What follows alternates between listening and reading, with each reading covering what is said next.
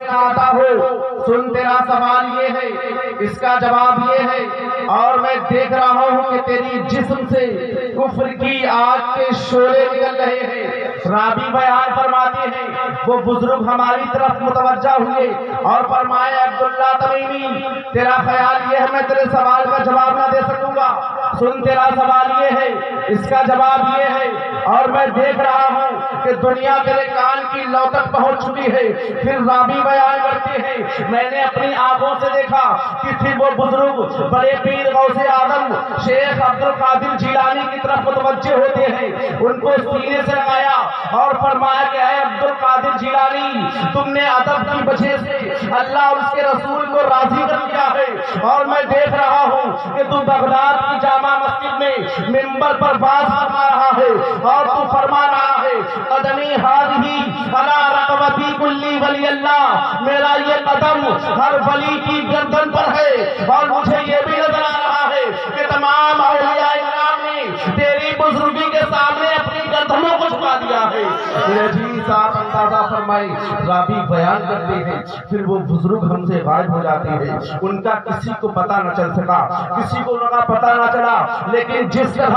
اس غوث نے کہا تھا میں نے دیکھا کہ اللہ تعالیٰ نے اسی طرح کر دیا کہ ابن سقا نے علم میں شانداری اور کامیابی حاصل کر لی، ساری دنیا میں اس کے علم کا چرچا ہونے لگا، بڑے بڑے عالم اس سے مناظرے میں شکست کھا جاتے تھے۔ روم کے عیسائی بادشاہ نے اپنے تمام پادریوں کو جمع کیا اور ابن سقا کو مناظرے کی دعوت دی۔ ابن سقا نے تمام پادریوں کو شکست دی، اللہ جواب کر دیا۔ بادشاہ یہ صورتحال دیکھ کر سخت پریشان ہوا، سخت حیران ہوا، تو اچانک اس ابن سقا کی نظر بادشاہ کی لڑکی پر پڑی اور وہ اس پر شیدا ہو جاتا ہے۔ اس نے کہا بادشاہ اپنی لڑکی کا نکاح ہمارے ساتھ کرا دے۔ ابن سقا اور بادشاہ نے فرمایا کہ ابن سقا ایک ہی شرط پر نکاح کرا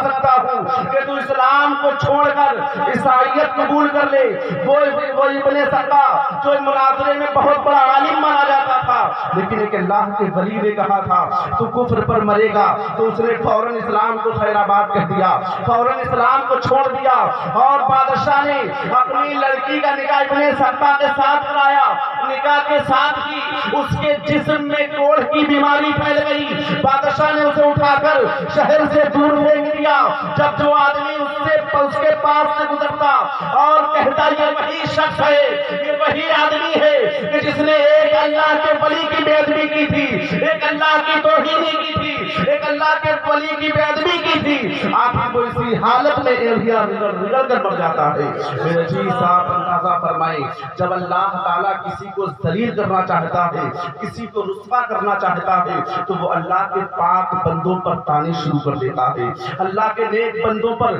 انگلیاں اٹھانا شروع کر دیتا ہے۔ دعا کیجئے کہ اللہ تعالیٰ اپنے مقبول بندوں کا ادب کرنے کی توفیق عطا فرمائے۔ ماں باپ کا بے ادب، استاد کا بے ادب، پیروں کا بے ادب، ولیوں کا بے ادب کبھی منزل مقصود تک نہیں پہنچ سکتا ہے۔ حدیث قدسی ہے، حدیث قدسی وہ حدیث ہوتی ہے جو کلام اللہ تعالیٰ کا ہو اور راوی مصطفیٰ صلی اللہ علیہ وسلم ہو۔ حدیث قدسی ہے اللہ فرماتا من عادی علی ولیۃ فقد انصرتہ للحرب، کہ جس نے میرے ولی سے دشمنی کی میں اسے جنگ کا چیلنج دیتا ہوں۔ میرے جی صاحب اندازہ فرمائیں بھلا کون اللہ تعالیٰ سے جنگ کر سکتا ہے، یعنی کون اللہ تعالیٰ سے دشمنی رکھ سکتا ہے؟ تو معلوم ہوا اولیاء کرام کے منہ سے جو بات نکلتی ہے وہ اسی طرح ہو کر رہتی ہے۔ راوی بیان کرتے ہیں میں نے دیکھا کہ ابن سقا پر اسی طرح گزری ہے، لیکن نور الدین شہیدی فرماتے ہیں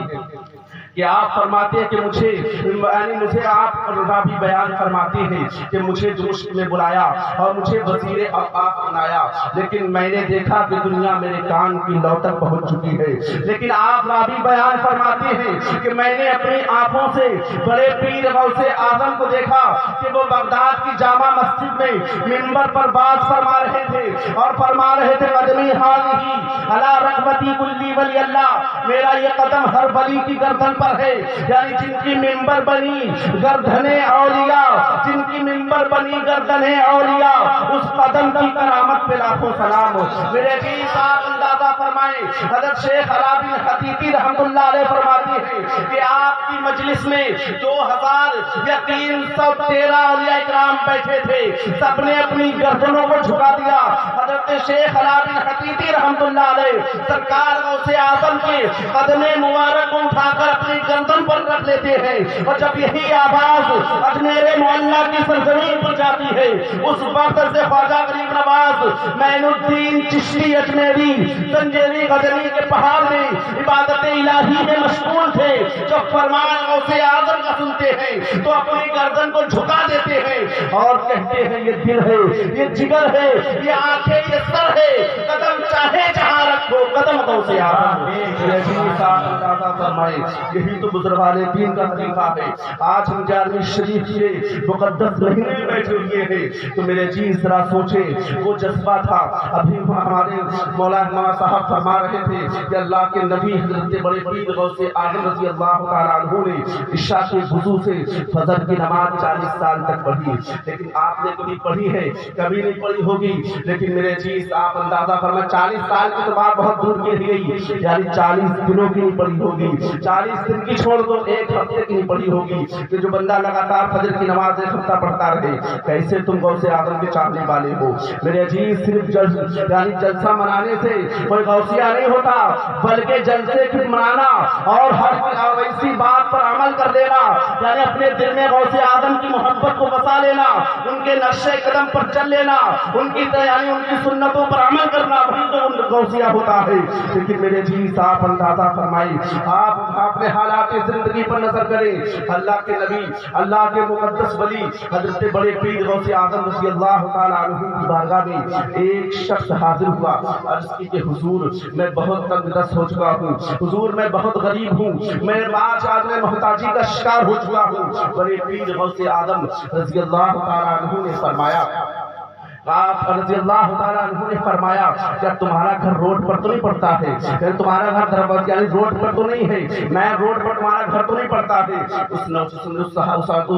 ساحل نے عرض کیا کہ حضور میرا گھر روڈ پر ہی پڑتا ہے، یعنی میرا گھر راستے میں ہی پڑ جاتا ہے۔ تو بڑے پیر غوث اعظم نے فرمایا کہ تم اپنے گھر کے دروازے پر پردہ ٹانگ دینا۔ میرے عزیز آپ اندازہ فرمائیں، اس شخص نے عرض کی کہ حضور نے نہ کوئی وظیفہ بتایا، نہ کوئی تعویذ دیا، بلکہ کہا صرف گھر کے دروازے پر پردہ ٹانگ دینا اور تیرے گھر میں برکتیں ہو جائیں گی، تیرے گھر سے بیماریاں دور ہو جائیں گی، تیری تنگ دستی ختم ہو جائے گی، تیری محتاجی چلی جائے گی۔ وہ اسی سوچ میں تھا، اپنے گھر پر چلا جاتا ہے اور اس نے پھر گھر کے دروازے پر پردہ ٹانگ دیا۔ جب کچھ ہی عرصہ گزرا تو اس کے گھر میں برکتیں ہونے لگی، اس کا کاروبار چلنے لگا، اس کا مال و زر خوب بڑھ گیا، بہت زیادہ اس نے اپنے روزگار میں ترقی کرنے لگا۔ جب اس نے اپنے مال و زر میں اضافہ دیکھا تو کچھ حصہ لے کر، کچھ تحفہ نذرانہ لے کر بڑے پیر غوث اعظم کی بارگاہ میں حاضر ہوتا ہے اور سلام کا نذرانہ پیش کیا اور کہا حضور یہ تھوڑا سا تحفہ میں لے کر آپ کی خدمت میں حاضر ہوا ہوں۔